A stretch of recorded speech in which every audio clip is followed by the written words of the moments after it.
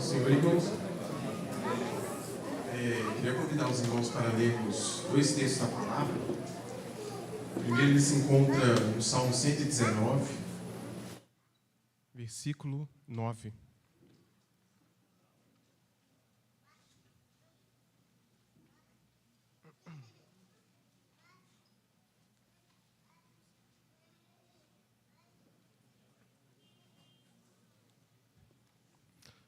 O salmista diz assim: de que maneira poderá o jovem guardar puro o seu caminho, observando segundo a tua palavra? Queria que os irmãos abrissem também em 2 Crônicas, capítulo 34.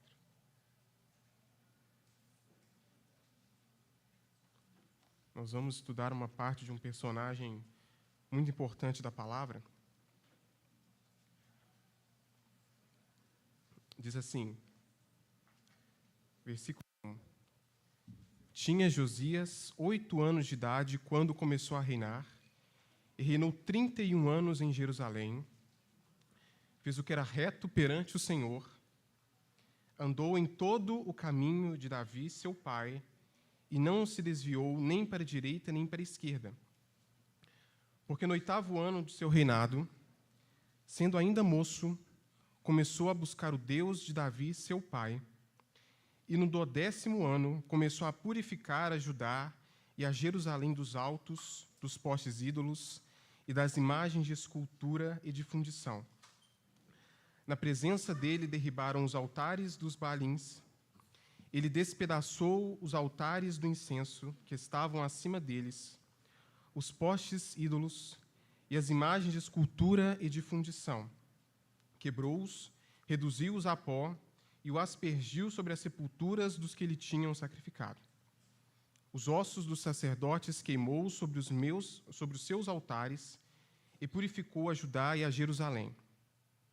O mesmo fez nas cidades de Manassés, de Efraim e de Simeão, até Naphtali, por todos os lados, no meio das ruínas, tendo derribado os altares, os postes ídolos e as imagens de escultura, até reduzi-los a pó, e tendo despedaçado todos os altares do incenso em toda a terra de Israel, então voltou para Jerusalém. Nós vamos no final desse capítulo, no versículo 33, o escritor diz assim: Josias tirou todas as abominações de todas as terras que eram dos filhos de Israel, e a todos se acharam em Israel, os obrigou a que servissem ao Senhor, seu Deus, enquanto ele viveu. Não se desviaram de seguir o Senhor, Deus de seus pais. Vamos orar ao Senhor, irmãos. Senhor, nós te agradecemos, Senhor, porque, como o irmão lembrou no início, tuas misericórdias se renovaram nesta manhã, Senhor. Te agradecemos, Senhor, porque o Senhor não está longe no céu sem se importar conosco, Senhor. Nós te pedimos pela tua condução do teu Espírito Santo. Espírito Santo, nós te pedimos que o Senhor nos capacite aqui, Senhor, a falar aquilo que esteja no teu coração, a trazer aquilo que precisa de convencimento, aquilo que precisa, Senhor, trazer de mudança. Senhor, que não seja o Davi falando, Senhor, mas que seja o Senhor a ministrar a tua palavra aqui, Senhor. No nome de Jesus. Amém. Irmãos, este compartilhar eu tinha preparado para falar com os jovens no acampamento de Samonte. Porém, o Senhor deu uma condução diferente e nós sentimos no momento daquele compartilhar, o Pablo continuar compartilhando com os jovens. E debaixo de muita chuva, né, os jovens podem falar um pouquinho como é que foi a barraca, né, Betinho? Então, assim, só poucas sobreviveram. A minha do Smigsa foi firme e forte lá, né? Marca boa. Né? Mas, assim, foi debaixo de muita chuva. O Pablo deu sequência à palavra. E hoje eu quero compartilhar com os irmãos aquela porção que eu tinha preparado para falar com os irmãos. E hoje eu quero falar com aqui a igreja do Senhor. O tema da nossa conferência foi falar sobre de que maneira o jovem poderá guardar puro o seu caminho. E foi uma conferência que eu falo por mim mesmo que aquele que não saiu com desejo de buscar mais do Senhor, acho que não foi no lugar certo. Porque foi uma conferência que nós conseguimos ler a Bíblia junto com os irmãos. O Samuel pediu até para a gente ler o Salmo 119 com mais irmãos, e foi uma bênção. Quem estava lá pôde experimentar. Cada compartilhar foi focado para aprender mais da palavra do Senhor. E é claro que muitos não puderam ter ido por trabalho ou por outras situações, mas perdeu um mover do Senhor que poderia ter falado, e falou muito naqueles dias, né?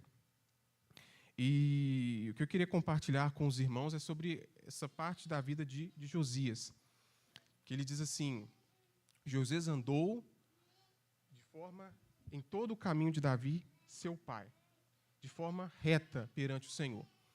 E o salmista diz assim: de que maneira o jovem pode guardar puro o seu caminho? É interessante porque reto e puro são como se fossem duas pernas. Eu não posso ter um caminho puro diante do Senhor se meu caminho não for reto. Se meu caminho for reto, ele consequentemente tem que ser um caminho puro diante do Senhor. E puro não necessariamente algo moral, mas puro significa ser limpo, claro, um caminho que não é dobre, é um caminho que o Senhor sabe direcionar. E há uma versão da Reina Valera, uma tradução para o português, que diz assim: de que maneira o jovem limpará o seu caminho? De que forma ele pode limpar o seu caminho? E, de certa forma, a gente vê na vida de Josias alguém que ele pôde limpar o seu caminho, que tirando aquelas impurezas que haviam no povo de Israel. E ele fala, a continuação, que é observando a palavra do Senhor, é observando os escritos, os ensinamentos do Senhor.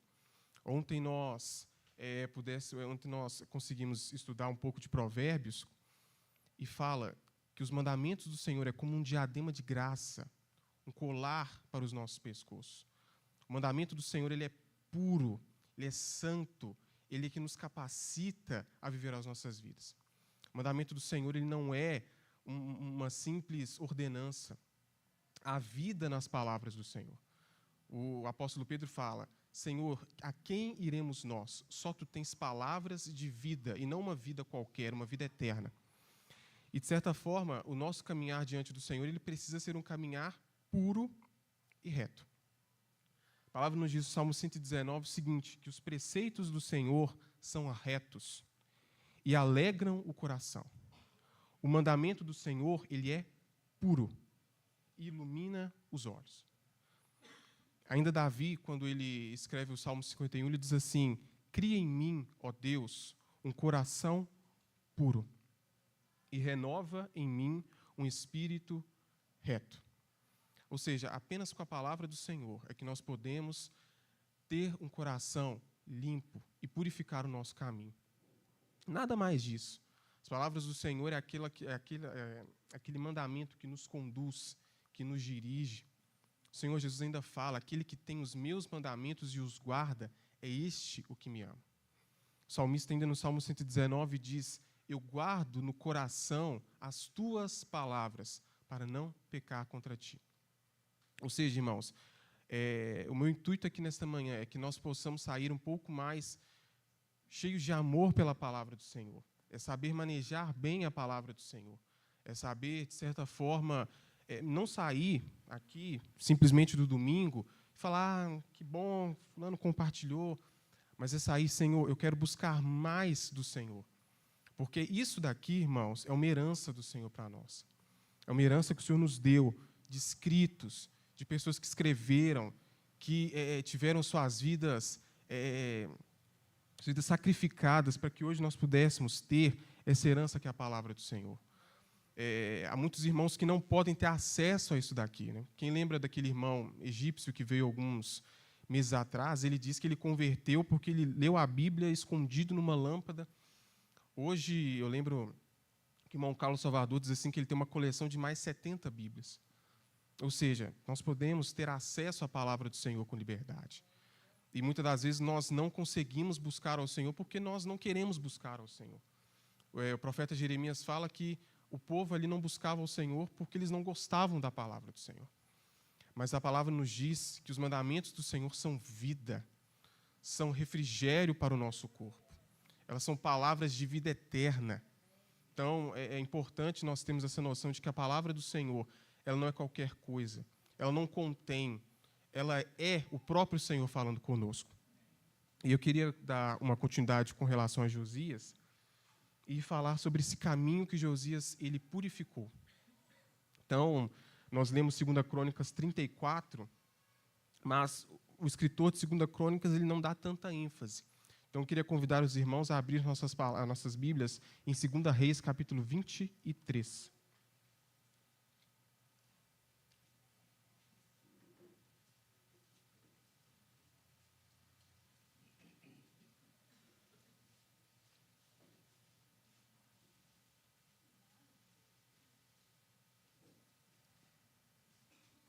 O escritor de Provérbios ainda fala assim: Filho meu, se o teu coração for sábio, alegrar-se-á também o meu. Exultará o meu íntimo quando os teus lábios falarem coisas retas. Antes de nós entrarmos aqui no texto de Josias, é interessante esse texto porque nós vemos um pai falando para um filho. Salomão dizendo para o seu filho: Filho meu, se o teu coração for sábio. Em Ezequiel, se não me engano, no capítulo 6, diz que o pecado entristece o coração de Deus. Mas, quando o nosso coração ele é sábio, ele alegra o coração do Senhor. E mais, o íntimo do Senhor, ele se exulta quando os nossos lábios falam coisas retas. Então, nós vamos começar a ler a partir do 4, nós vamos passar por algumas ídolos que o rei Josias ele derruba. E eu queria que nós aplicássemos isso para as nossas vidas. Diz assim, versículo 4, capítulo 23. Então o rei ordenou, como nós lemos em 2 Crônicas, Josias tinha 20 anos. Ele não era um rei velho, 20 anos de idade. Então ele faz uma reforma que o escritor de 2 Reis diz assim: Então o rei ordenou ao sumo sacerdote Uquias e aos sacerdotes da segunda ordem e aos guardas da porta que tirassem do templo do Senhor todos os utensílios que se tinham feito para Baal e para o poste ídolo e para todo o exército dos céus. E os queimou fora de Jerusalém, nos campos de Cedron, e levou as cinzas deles para Betel. Também destituiu os sacerdotes que os reis de Judá estabeleceram para incensarem sobre os altos na cidade de Judá e ao redor de Jerusalém, como também os que incensavam a Baal, ao sol e à lua e aos mais planetas e a todo o exército dos céus. É importante nós, de certa forma, explicarmos um pouco do contexto de quem foi Josias. Josias ele teve um avô e um pai perversos. Não obstante, ele teve um bisavô muito bom, que foi Ezequias. Um rei que deu também uma sequência a essa derrubada de ídolos. É interessante porque na época de Ezequias ainda se adoravam a serpente de bronze que Moisés tinha feito, mas a reforma que Ezequias tinha feito não surtiu tanto, não logrou tanto êxito, porque logo em seguida Manassés, que era o seu filho, que foi o rei que mais tempo reinou em Judá, reinou por 55 anos, ele foi um rei extremamente perverso. A palavra diz que a condenação do Senhor ela aconteceria por conta dos pecados que Manassés tinha feito. E aí, então, depois de Manassés, vem Amon, que reina por apenas 2 anos. Depois ele é morto ali por uma revolta. E os revoltosos são mortos pelo povo. E aí, então, levantam Josias, um menino de 8 anos de idade, para que reinasse. E a Bíblia nos fala que Josias, com 16 anos, ele, então, serve ao Senhor de Davi, seu pai. Então, com 20 anos, ele começa a derrubar, e ele se depara, quando ele está em Jerusalém, primeiramente, com Baal. E é interessante porque Baal, ele significa Senhor, amo, dono. Baal era o deus das fertilidades, ele era o deus responsável pela chuva, pelo resultado das colheitas. Ele era o principal problema que a Bíblia nos mostra quando o povo de Israel adorava falsos ídolos. E Baal sempre aparecia como o principal. E é interessante porque hoje a gente pode falar o seguinte: não, mas ninguém adora Baal. Né? Eu não vejo ninguém adorando a Baalins. Mas Baal era aquele Deus que os israelitas adoravam pelos resultados que eles tinham. E, de certa forma, nós acabamos trocando o lugar de Deus, muitas das vezes, pelo lugar de Baal. Nós, muitas das vezes, trocamos o lugar de Deus nos nossos corações para adorar a Baal. Muitas das vezes, nós colocamos o nosso trabalho diante de Baal, porque Baal vai me dar algum resultado. Ele vai me dar mais dinheiro, ele vai me dar mais uma boa situação de vida. Baal vai me dar aqui aquilo que eu preciso. Então, muitas das vezes, nós colocamos Baal como o Senhor das nossas vidas, como o amo, como o dono dos nossos corações. E muitas das vezes nós vemos isso, não apenas no trabalho, mas na nossa faculdade. Eu preciso estudar porque eu preciso ter um bom futuro, uma boa carreira. As coisas estão difíceis e eu quero fazer isso. Ou por algumas nossas obrigações sociais, nós muitas das vezes colocamos Baal nas nossas vidas, mas nós esquecemos que a nossa principal necessidade é o próprio Senhor. É aquele que nós devemos buscar não pelas nossas necessidades, nós devemos buscar pelo que Ele é. Porque pelo que Ele é que aí sim nós vamos ter nossas necessidades supridas. O salmista fala: o Senhor é o meu pastor. Não é nada me faltará porque Ele é meu pastor, mas é porque Ele é o meu pastor, é que nada me falta. Então nós vemos assim uma adoração muito triste, porque a adoração de Baal era algo que o Senhor nunca pensou. E muitas das vezes nós colocamos uma falsa imagem de Deus e adoramos, na realidade, ao Baal. Paul Washer fala assim, que ele não compartilhar, ele estava compartilhando sobre a ira de Deus. E depois de compartilhar, uma irmã chegou para ele e disse assim: esse não é o meu Deus. Muitas das vezes nós colocamos uma falsa imagem de Deus que é extremamente perigosa. Deuteronômio diz assim, Deuteronômio capítulo 4, que Deus diz assim, por meio de Moisés: eu não apareci para vocês com nenhuma forma, para que vocês não transformassem isso em um ídolo, isso em alguma coisa para ser adorado, porque o Senhor, Ele é único. Ele não tem comparação. Muitas das vezes, então, pelos nossos esforços, nós queremos, na realidade, nós buscamos ao Senhor porque Ele pode dar algum resultado para as nossas vidas, para as nossas ações, mas, na realidade, o Senhor quer que nós buscamos a Ele pelo que Ele é, não pelas nossas necessidades, porque Ele já vai suprir. O salmista fala, no Salmo, se não me engano, 127, inútil é nós trabalharmos pelo pão que penosamente nós vamos granjear, porque o Senhor dá aos seus amados enquanto dorme. Ou seja, Ele é a nossa necessidade, Ele é o nosso bem supremo. Então, muitas das vezes, nós colocamos a Baal nos nossos corações, porque Ele vai ser aquilo que nós queremos que Ele seja. E se nós não tivermos mais um emprego amanhã? E se nós não tivermos mais a nossa faculdade amanhã? Se nós não tivermos mais nossa família amanhã? É a mesma coisa que aconteceu com os profetas dos Baalins na época de Elias. Cortavam, clamavam a Baal para Baal mandar fogo. E muitas das vezes, Baal está dormindo. Porque ele não existe. Mas o que o Senhor quer, de certa forma, é que nós, como Josias, derruba Baal. Continua caminhando. O Senhor é mais importante que Baal. O Senhor é mais... Ele é vivo, Ele é um Deus real.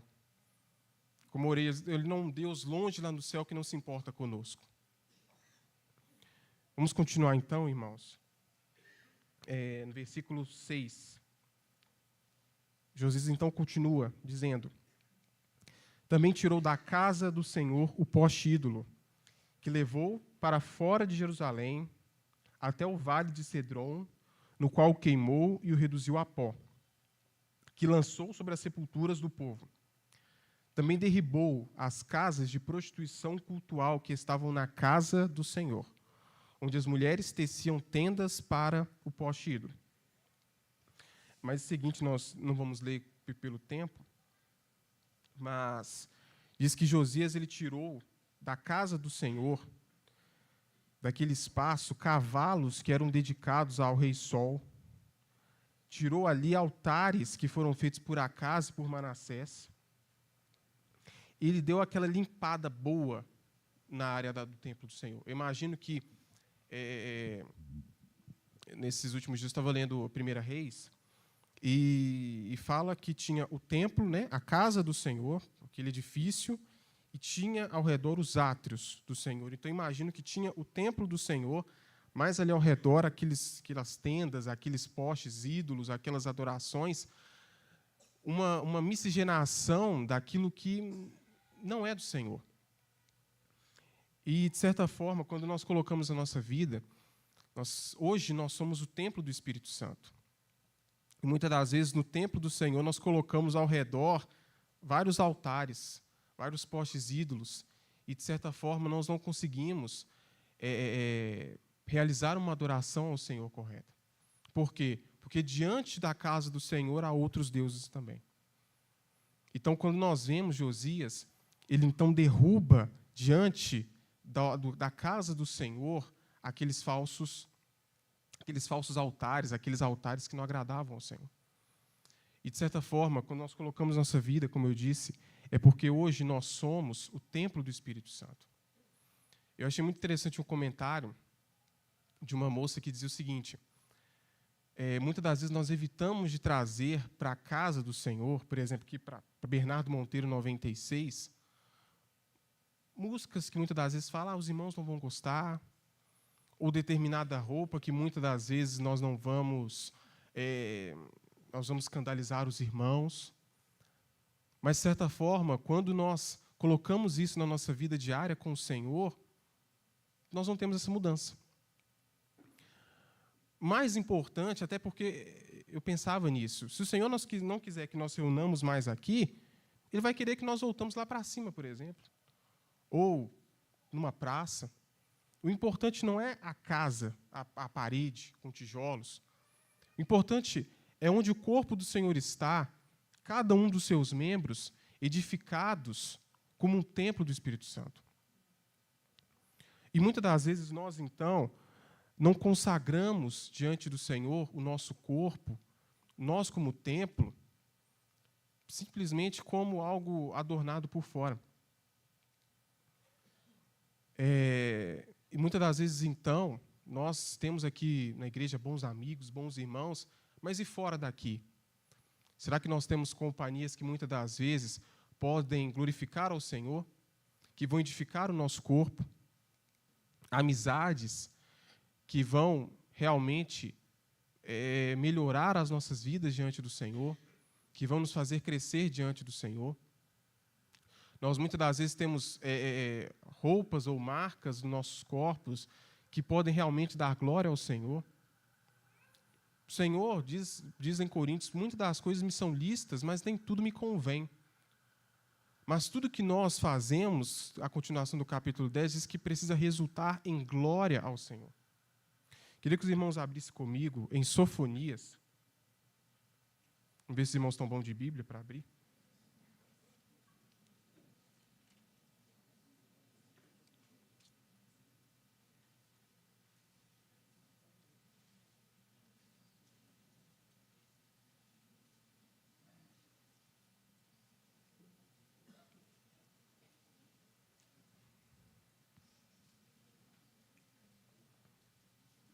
Sofonias era contemporâneo de Josias.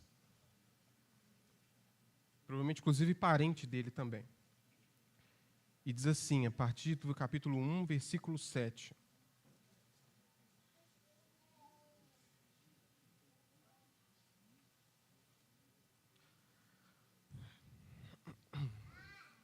Ele profetiza sobre o juízo do Senhor. Ele diz assim: cala-te diante do Senhor, porque o dia do Senhor está perto. Pois o Senhor preparou o sacrifício e santificou os seus convidados. A ênfase no versículo 8 diz assim: no dia do sacrifício do Senhor, hei de castigar os oficiais e os filhos do rei e todos os que trajam vestiduras estrangeiras. Os irmãos lembram o que destacava na roupa de um judeu? O que era de diferente na roupa de um judeu que o Senhor disse para Moisés? Sabe, Cleito, que tinha na roupa de um judeu que destacava? Isso.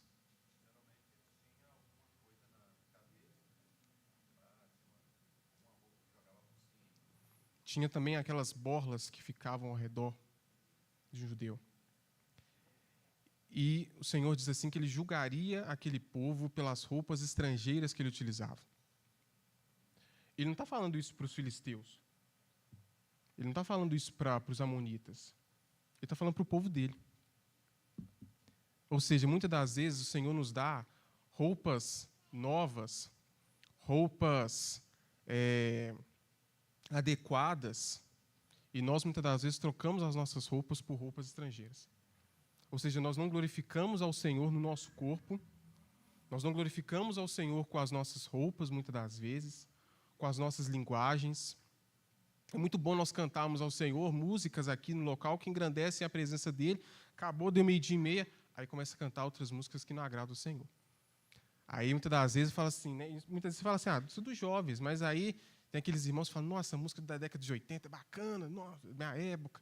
Mas também não glorifica o Senhor, não glorificava lá, não glorifica aqui. Se não glorifica o Senhor ontem, não vai glorificar hoje, não vai glorificar jamais.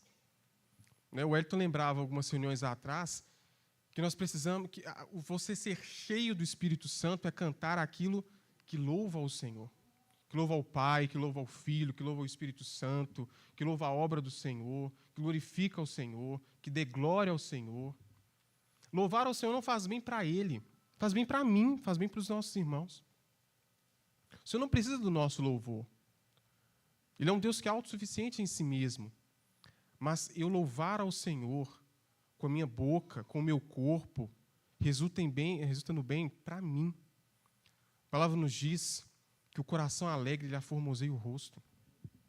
Ou seja, eu dar glória ao Senhor, eu glorificar ao Senhor, resulta glória para Ele, através do meu corpo. Então, eu convido os irmãos a que possa sair deste domingo falando, Senhor, eu quero ser um templo agradável ao Senhor. Um templo agradável à Tua pessoa. O Espírito Santo ele não é uma força ativa. Ele não é um espírito que passa. Não, ele é uma pessoa. Ele é uma pessoa que se entristece. Ele é uma pessoa que se alegra. Ele é uma pessoa que, por um privilégio nosso, ele veio habitar em nossos corações. Diz em Efésios que ele nos foi dado como um selo, uma garantia, um penhor para a nossa salvação. Ou seja, o Senhor, Ele quer que nós possamos ser um templo verdadeiro ao Senhor. Então, continuando lá em 2 Reis, versículo 8.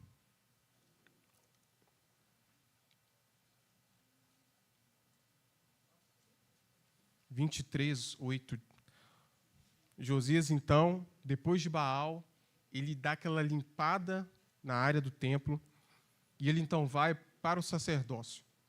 Ele diz assim, a todos os sacerdotes trouxe da cidade de Judá e profanou os altos que os sacerdotes incensavam desde Geba até Berseba e derribou os altares das portas que estavam à entrada da esquerda daquele que entrava por ela. Mas os altos não sacrificavam sobre o altar do Senhor em Jerusalém, porém comiam pães asmos nos meios de seus irmãos. nós não vamos abrir, mas em 2 Crônicas 35, se não me engano, Samuel tinha até compartilhado com os jovens no acampamento, fala que a arca do Senhor tinha saído e Josias, então, manda voltar com a arca do Senhor. E os verdadeiros sacerdotes, então, o Senhor ele chama de volta por meio de Josias para que de volta ofereçam um sacrifício ao Senhor. E ele, então, tira daquele ambiente sacerdotes que não adoravam ao Senhor, falsos sacerdotes, e institui de novo um sacerdócio. Mas o triste do versículo 9 é que muitos ali misturavam o serviço do Senhor ainda e adoravam aqueles, e junto com aqueles verdadeiros sacerdotes, colocavam os falsos juntos, comiam do mesmo pão. E, de certa forma, irmãos, cada um de nós somos chamados a ter um serviço diante do Senhor, porque nós somos sacerdotes diante do Senhor. Nós não somos simplesmente um culto qualquer, não uma convenção social, mas todos nós somos participantes de um culto do Senhor, de oferecer ao Senhor, por nosso serviço na igreja, um sacrifício agradável ao Senhor.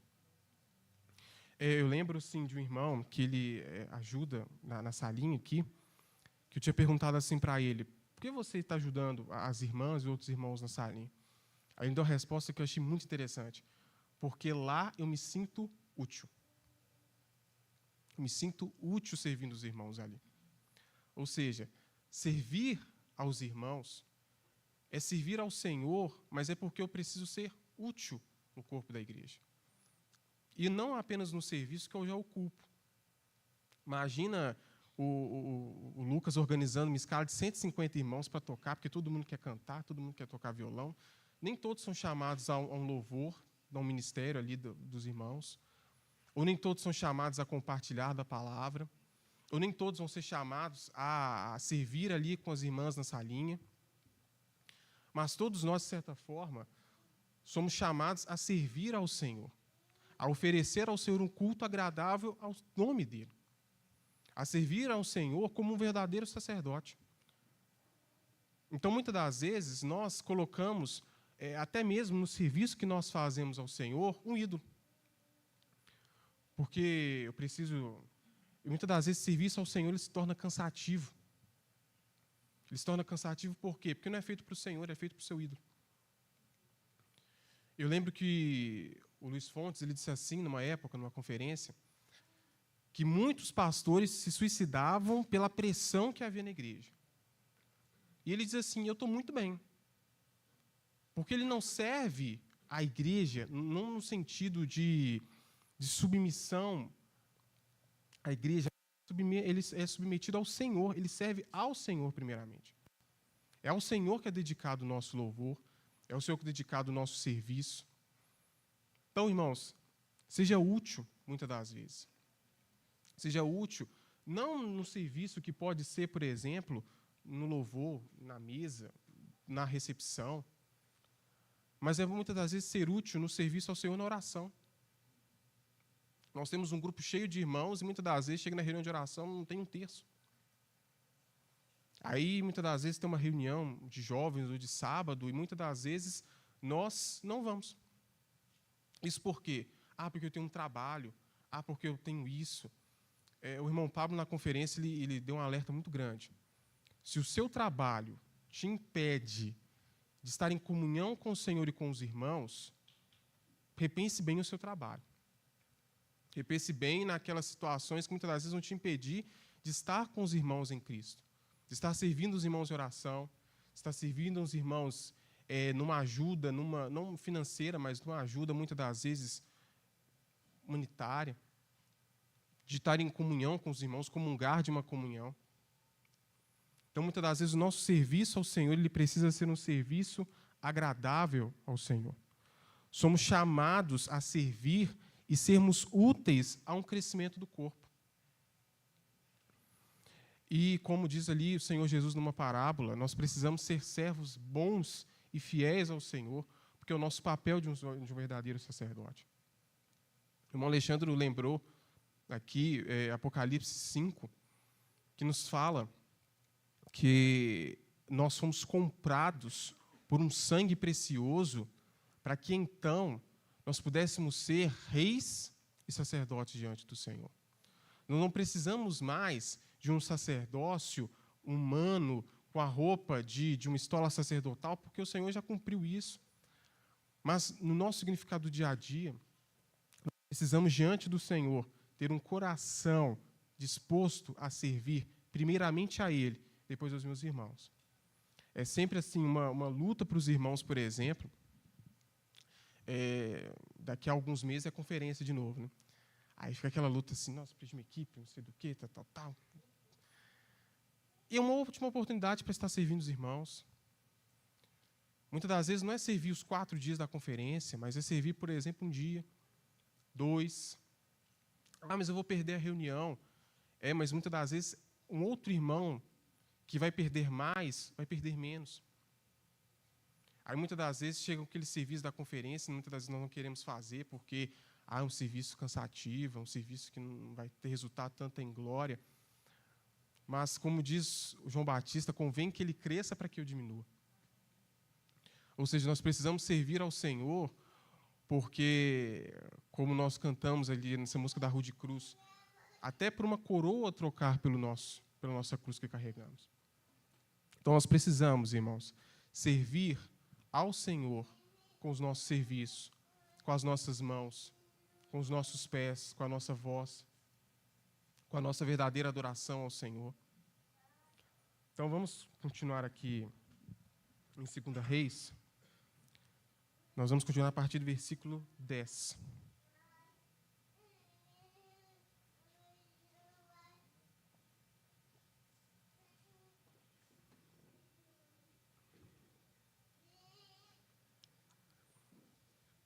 O escritor diz assim: também profanou a Tofete, que está no vale dos filhos de Nom, para que ninguém queimasse a seu filho ou a sua filha como sacrifício a Moloque. Quando nós lemos Levítico 18, se não me engano, aí ele vai falar sobre algumas abominações morais no povo, né? E um destaque que o Senhor dá ali, que é: não sacrifique seu filho a Moloque, porque é abominação ao Senhor. Quando eu pensava para estudar, eu estava tentando encaixar como eu poderia falar com os jovens sobre Moloque. Mas é bom estar com os irmãos, porque nós precisamos estar atentos ao que significa Moloque. Moloque significa rei. Em alguns textos da Bíblia vai dizer sobre Milcom, que também é um outro nome para Moloque. E Moloque, fora de Jerusalém, então vamos imaginar como Josias, ele limpa ali Jerusalém primeiro, e vai em direção a um vale que ficava do lado da cidade, que era conhecido como Vale de Nom. E nesse vale havia uma região conhecida como Tofete, que significa lugar de fogo. E nesse lugar havia um ídolo chamado Moloque, que era um formato como se fosse de um forno, onde os pais colocavam seus filhos ali para serem queimados, e naquela dor agonizante do fogo, tocavam música, se alegravam, adorando a Moloque. E o Senhor fala: eu nunca pensei nisso. Eu nunca quis isso. Porque a nossa família, ela é consagrada ao Senhor. Então, muitas das vezes, eu falo isso aos jovens, nós não damos ouvidos aos pais e vocês estão jogando seus pais a Moloque, ao fogo do inferno. Porque é isso que Jesus fala. Jesus fala que esse vale, Guiena, lá no Novo Testamento, era um lixão naquela época, que queimava e queimava e queimava. Para quem passa ali indo para a Via Expressa, na direção Belo Horizonte, vê um aterro sanitário que não para de queimar, um fogo azul por conta do lixo. E naquele lugar era um fogo que eternamente queimava. E o Senhor fala: esse é o inferno.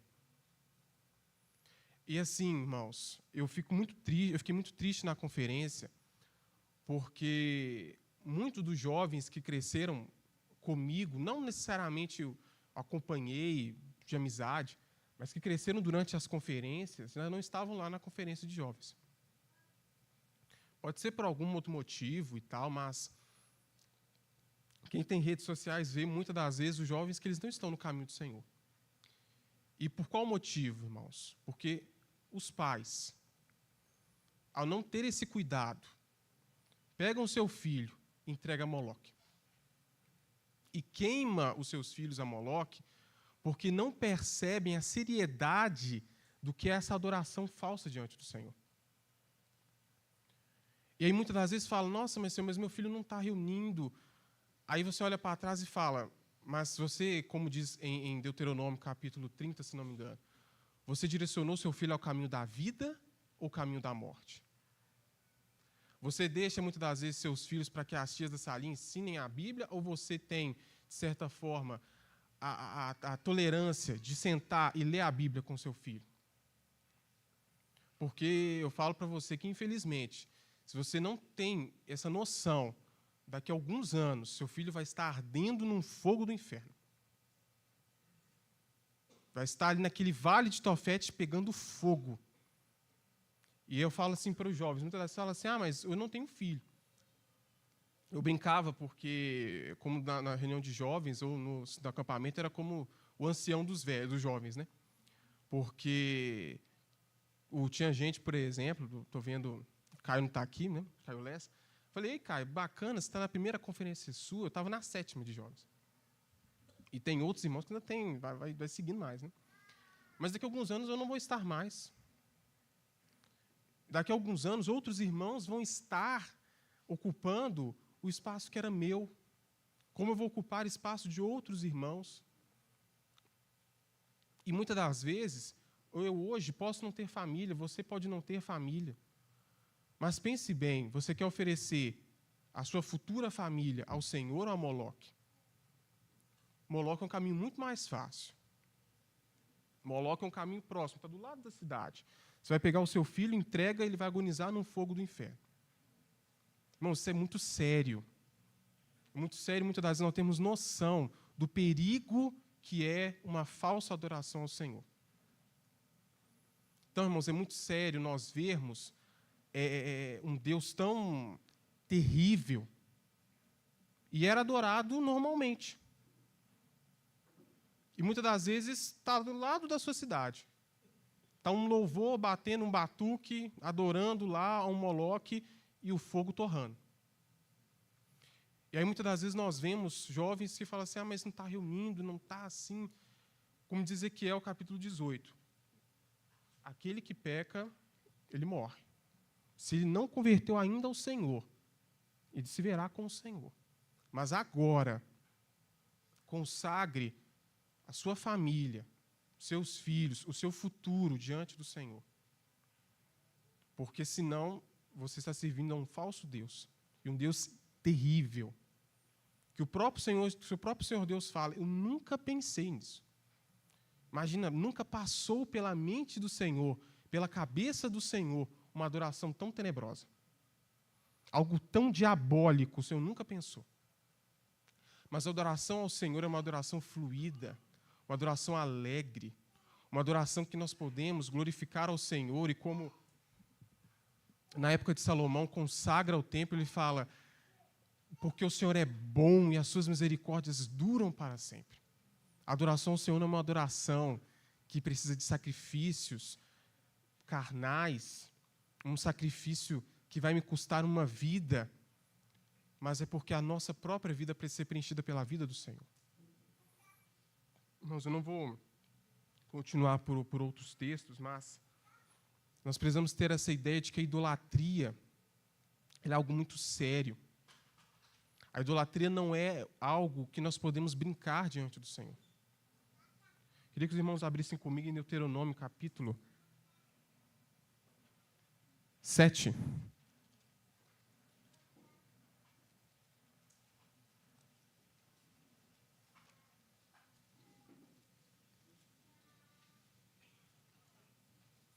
Versículo 26.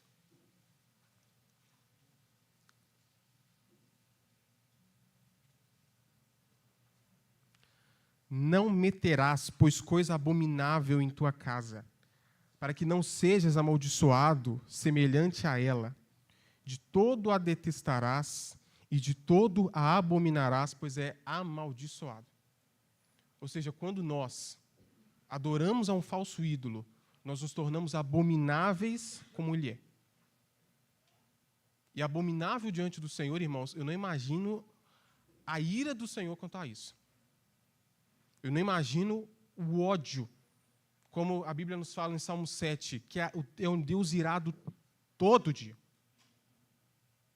Então, nós adorarmos a um falso ídolo e metermos em nossas casas é nos tornarmos abomináveis como o Senhor abomina.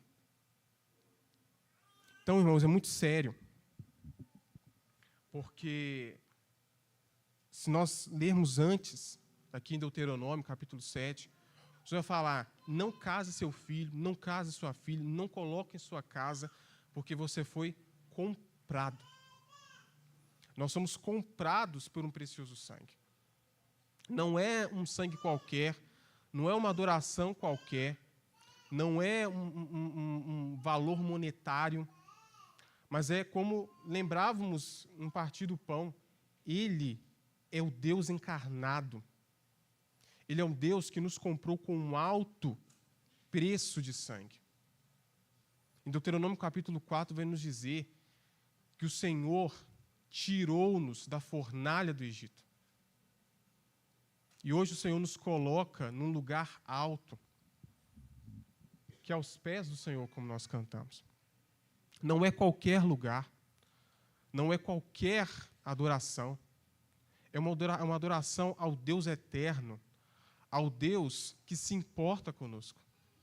Pablo lembrava uma música dos irmãos do Chile, que ela diz assim: nos consagramos a Ti, Senhor, abraçados pelo Teu amor. Somos Teu, é nos direito, nos compraste para servir-te e adorar-te. Nós somos comprados por um preço do Filho do Deus vivo. Nós somos comprados para que possamos oferecer ao Senhor um culto agradável. Nós somos comprados por oferecer ao Senhor um culto que louve ao seu nome. Nós somos escravos do Senhor por amor. E um escravo traidor não dá. O Senhor então quer de nós agora que nós possamos então, como Josias, derrubar esses ídolos. Derruba da sua vida. E eu queria que os irmãos abrissem comigo em 2 Crônicas 34 de novo.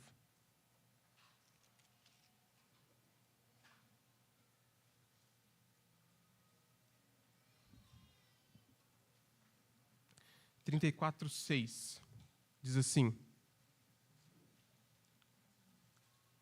o mesmo fez nas cidades de Manassés, de Efraim, de Simeão, até Naphtali, por todos os lados, no meio das ruínas. Josias não tinha obrigação de limpar uma terra que não era dele, porque ele era rei de Judá. Ele limpou áreas que era de um outro povo, podia ser seus irmãos, o povo de Israel, o reino do norte, mas é interessante porque ele limpou tudo. Ele não deixou espaço. Ele limpou tudo. Todos os ídolos que tinha ali para adoração, de tropeço para Israel, ele limpou. Ele tirou. Irmão, se você deixar um espaço na sua vida, por menor que seja, sem uma consagração ao Senhor, você vai continuar ali um abominável diante do Senhor. Alguém que ainda vai, em vez de servir ao Senhor, vai se desviar pelo caminho, e em vez de seguir por um caminho reto, ele começa a desviar pela esquerda, para a direita. É todo o nosso caminho. Todas as áreas da nossa vida. Paulo lembrava na conferência que nós precisamos andar, pensar e ocupar a nossa mente com as coisas do Senhor. Porque senão, nós vamos ser os mesmos. Nós vamos ser aquelas mesmas pessoas que derrubou. Aí você vê lá na Bíblia, mas não derrubou aquilo. A adoração vai continuar da mesma forma. Então, irmãos, como diz ali em 1 João, no final, guardai-vos dos ídolos. Guardai-vos daquilo que pode te causar um tropeço diante do Senhor. Guardar aquilo que pode te fazer impedir de ver toda a beleza e a majestade do Senhor. Então precisamos ter essa noção, irmãos, de que o Senhor nos oferece um caminho sobremodo excelente. Um caminho que é acima de um caminho terreno. O Senhor nos mostra caminhos antigos, caminhos eternos, caminhos que, como o salmista fala, não um caminho terreno, mas ele pede ao Senhor para que sonda o coração dele a mostrar um caminho eterno. Então, irmãos, como diz ainda o escritor Paulo em Gálatas, em Gálatas mesmo, que diz, fazei morrer em vós a vossa natureza terrena. Nós hoje, como dizem Colossenses, nós devemos pensar no alto, porque no alto é onde Cristo está assentado. É onde nossos olhos têm que estar firmes, como diz o escritor de Hebreus, ao autor e consumador da nossa fé. Porque é lá que o Senhor nos conduz, nos dirige. Então, irmãos, aquilo que eu queria deixar para os irmãos é que realmente nós possamos hoje ser um verdadeiro templo do Senhor, a derrubar aquilo que te impede de ver o Senhor. Porque senão você vai ficar sempre na mesma. O Pablo utilizou um exemplo muito engraçado. Se nós toda hora, Senhor, me evite que isso aconteça e tal, se você não tomar um posicionamento hoje, isso não vai acontecer. Você sempre vai cair nos mesmos erros, nas mesmas amarras, no mesmo laço, e o Senhor hoje te oferece um caminho muito mais elevado, um caminho muito mais alto, um caminho eterno. Irmãos, tudo que nós passamos aqui nessa terra é terreno, é passageiro, é material. Mas, como diz ali Isaías, no capítulo 12, que ele se alegra pela salvação do Senhor, porque é algo eterno. É algo sobremodo excelente, como diz Paulo em Coríntios. Ele nos apresenta um caminho muito maior. Então, irmãos, que você não possa iniciar esse domingo, essa semana, da mesma forma, com os mesmos deuses, porque senão, se não me engano, não sei se é o David Wilkerson ou o Paul Washer que diz o seguinte, você não pode ter a unção do Senhor e seu ídolo na sua casa. Você não pode servir a dois da mesma forma. Você não pode falar, minha casa, eu sirvo ao Senhor com um ídolo na parede da sua casa, com um ídolo no seu quarto, com um ídolo na sua família, com um ídolo no seu serviço ao Senhor. Então, irmãos, isso eu queria deixar aos irmãos nesse domingo, e que os irmãos coloquem diante do Senhor essas palavras, porque o que o Senhor quer de nós é realmente que Ele possa fazer, como diz uma canção, que diz, Senhor, edifica em mim uma morada para Ti, um lugar onde Teu Espírito possa sempre estar. Quero ser um verdadeiro templo, Senhor, um lugar cheio de Tua glória, respirar o amor do Senhor, um verdadeiro templo. O Pablo, não na conferência, mas ele fala num dos livros que ele escreve com os irmãos da Colômbia, que ele diz assim, o Senhor não vai limpar o seu esgoto. Então, limpa aquilo que você tem no seu coração que impede de ver ao Senhor. O Senhor, Ele quer ser revelado. E Ele vai se revelar onde, irmãos? Pela palavra dEle. Sproul diz assim, que muitos não gostam de ler a palavra, porque, primeiro, pensa que é para só os sábios, inteligentes. Mas, pelo contrário, até para um semi-analfabeto o Senhor quer se revelar. Ele quer ser mostrado. Ele quer ser alguém falado. Então não é para alguém que tem um doutorado em teologia que ele quer se mostrar. Ele quer mostrar, inclusive, para alguém que mal sabe ler direito. Da mesma forma, muitos falam, a Bíblia é chata. Irmãos, nós iniciamos aqui esse compartilhar dizendo que a Bíblia tem vida. Vida. A Bíblia traz palavras de vida. No Salmo 119 diz que os mandamentos do Senhor são os meus conselheiros. Eu lia 1 Reis, e lá fala de um personagem chamado Aitofel. E Aitofel diz a palavra que Davi falou, Senhor, traga confusão ao conselho dele. Porque a palavra de Aitofel era como se fosse o próprio Deus falando. Mas a palavra nos diz que os mandamentos do Senhor são os meus conselheiros. É aquilo que vai me guiar. O Beto lembrava na conferência que o Espírito ele trabalha junto com a palavra. Sem palavra, vira uma confusão. Não que o Espírito não seja importante, longe disso. Mas é porque, pela palavra, nós podemos ter noção daquilo que o Senhor quer falar conosco. A palavra tem conselhos para tudo. Então, irmãos, eu fico muito triste. Uma vez eu compartilhei com os irmãos, chegou um irmão e falou, nossa, Davi, bacana você compartilhar e tal. Você falou que leu a Bíblia toda. Eu nunca li a Bíblia toda. Então, assim, irmãos, é triste porque o irmão com uma caminhada muito mais longa que eu. Então, e é mais engraçado, se nós formos, por exemplo, olhar para aqueles países antigos como França, Itália, o evangelho não chega lá pela dureza do coração deles, mas chega o islamismo, chega outras religiões. Por quê? Porque o muçulmano sabe o Alcorão de cor. Nós não precisamos saber a Bíblia de cor, mas precisamos ter nos nossos lábios os mandamentos do Senhor. Porque, como diz, exultará o meu coração quando os teus lábios falarem coisas retas. Então, irmãos, que nós possamos ter amor pela palavra do Senhor. Porque ela, como dizem em Efésios, ela que nos limpa como água.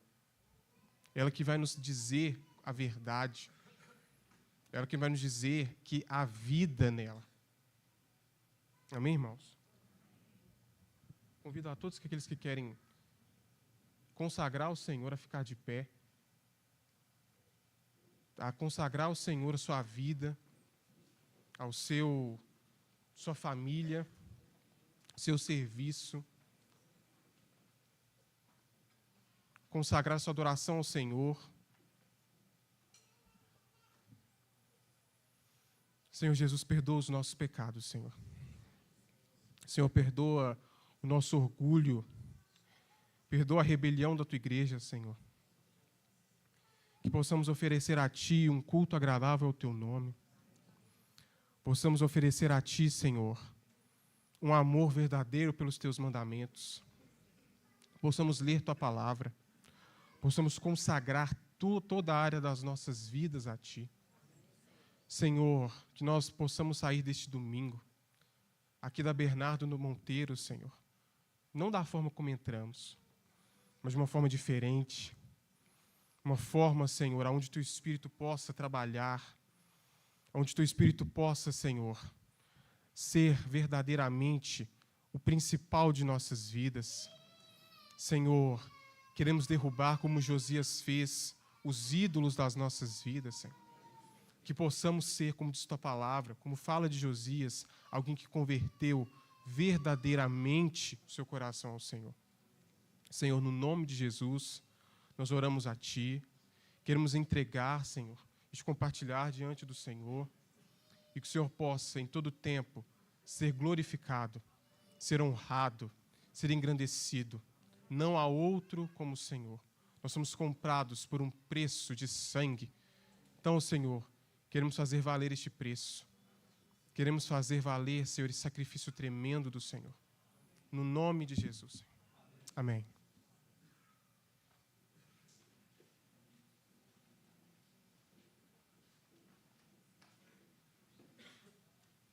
Irmãos, a gente está finalizando, vou tentar ser breve aqui.